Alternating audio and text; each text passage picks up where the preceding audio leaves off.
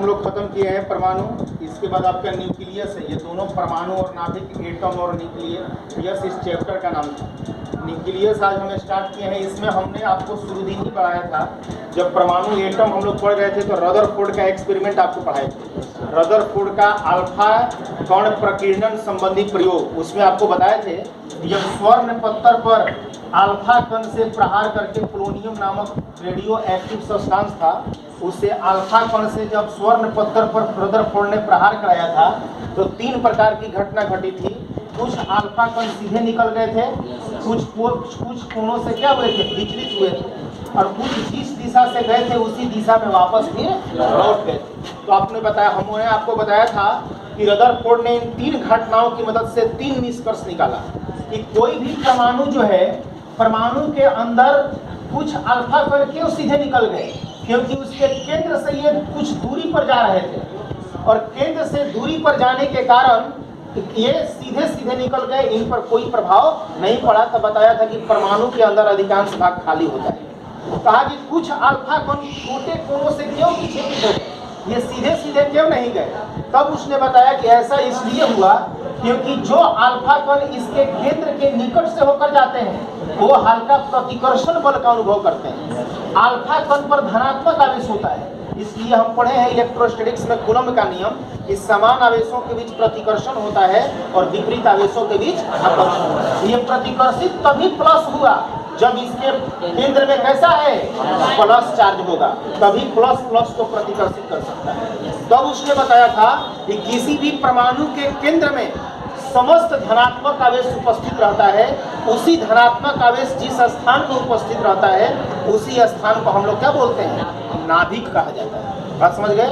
Rutherford के alpha किरण प्रकीर्णन संबंधी प्रयोग के आधार पर ही नाभिक की संरचना के बारे में हमको जानकारी मिली कि किसी भी परमाणु के केंद्र में धनावेशित कण उपस्थित रहते हैं, जिस धनावेशित कण को हम क्या बोलते हैं, नाभिक कहा जाता है।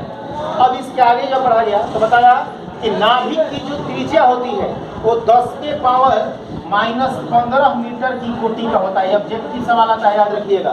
नाभिक की त्रिज्या और परमाणु की त्रिज्या 10 के पावर -10 मीटर होता है। ये परमाणु की त्रिज्या है, और ये जो आपका है वो किसका है, ये आपकी नाभिक की त्रिज्या है।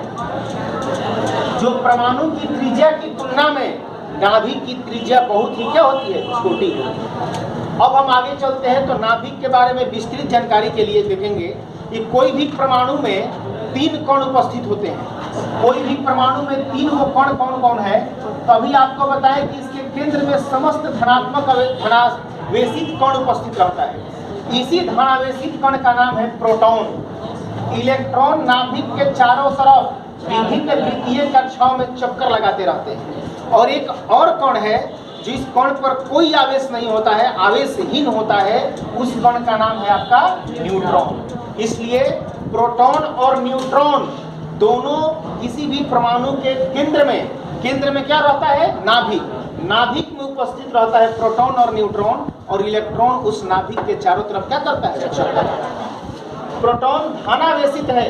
प्रोटॉन पर प्लस चार्ज होता है 1.6 गुना 10 के पावर -19 कूलम्ब का। इलेक्ट्रॉन ऋणावेशित कण है, इलेक्ट्रॉन पर निगेटिव चार्ज होता है -1.6 गुना 10 के पावर -19 कूलम्ब का। न्यूट्रॉन आवेशहीन है, इस पर कोई चार्ज नहीं होता है। इसीलिए कहा जाता है कि परमाणु धनावेशित है, क्योंकि न्यूक्लियस नाभिक धनावेशित है, क्योंकि नाभिक में कैसा चार्ज है, पॉजिटिव, और इलेक्ट्रॉन निगेटिव होते हैं, इसलिए चारों तरफ क्या करते हैं।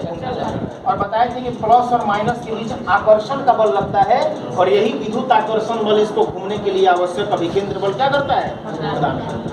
इसके बाद आपका किसी भी तत्व क्या पूछता है कि कोई भी परमाणु विद्युततः इलेक्ट्रिकली न्यूट्रलाइज होता है क्यों, विद्युततः उदासीन होता है क्यों। यानी कि किसी भी परमाणु में कहेगा कुल आवेश कितना है, तो हमेशा कुल आवेश का मान आपका 0 आएगा। क्यों, क्योंकि कुल आवेश बराबर कौ आवेशित कण है, 2 गो, एक प्रोटॉन और एक इलेक्ट्रॉन। तो प्रोटॉन की संख्या जितना होगा उतना ही क्या होगा, इलेक्ट्रॉन भी होगा।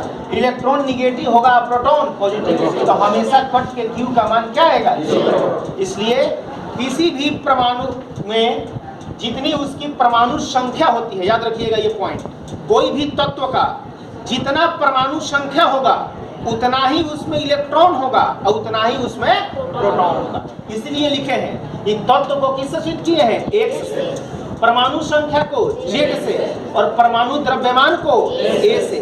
A माने एटॉमिक मास, Z माने एटॉमिक नंबर और X उस परमाणु का या तत्व का सूचक है आपका।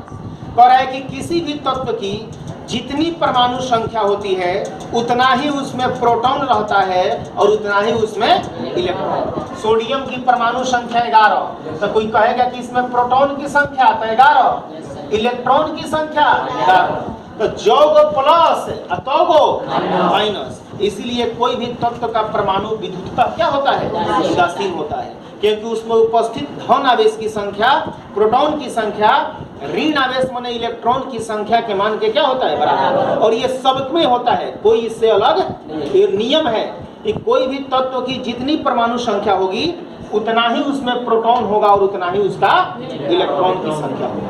तो दो चीज तो हमको मालूम चल गया। अब न्यूट्रॉन की संख्या कैसे निकालेंगे, तीन चीज होता है ना परमाणु में, इलेक्ट्रॉन प्रोटॉन और न्यूट्रॉन।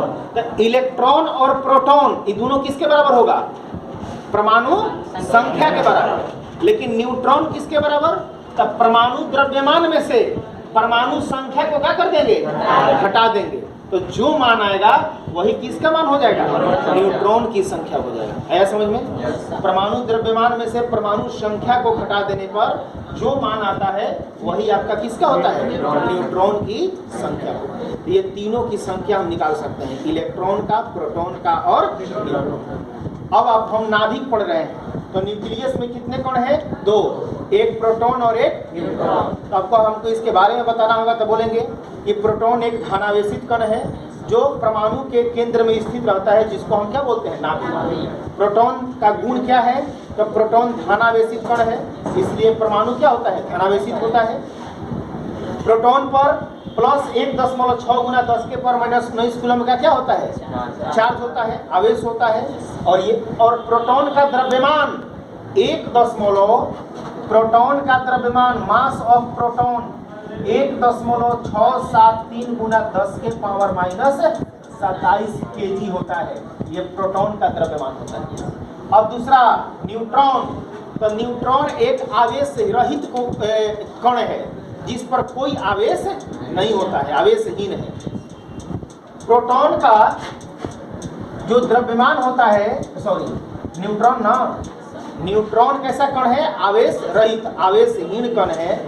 और न्यूट्रॉन का जो द्रव्यमान होता है वह एक न्यूट्रॉन का द्रव्यमान होता है आपका 1.1